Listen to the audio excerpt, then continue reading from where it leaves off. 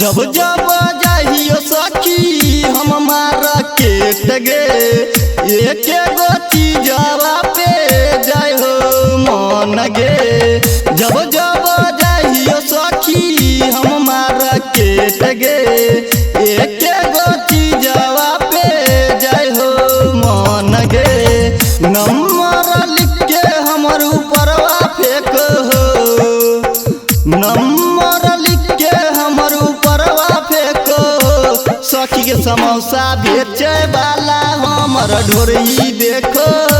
सखी के शर्मा जी के बेटवा हमर गहिर का देखे हो। डीजे राजेश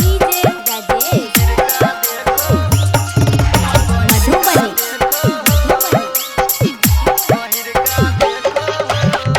20 रुपया खिलावो समोसा वाला छौरा, ओकर दुकान पर जाइयो दही हेलो छोला।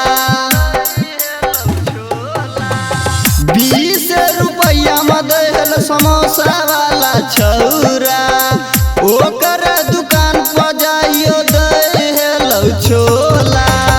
जितने पैसा दहियो राख ले होगे, जितने पैसा दहियो राख ले होगे। सखी के समोसा बेचे वाला हमर ढोरी देखो। सखी के शर्मा जी के बेटवा हमर गहिर का देखो। डीजे राजेश मधुबनी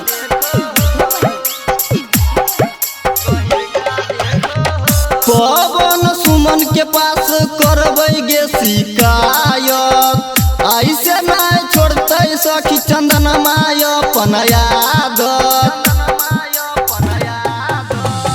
पवन सुमन के पास करबै गे शिकायत, ऐसे नहीं छोड़ते कुंदन अखिलेशवाय अपन आदत।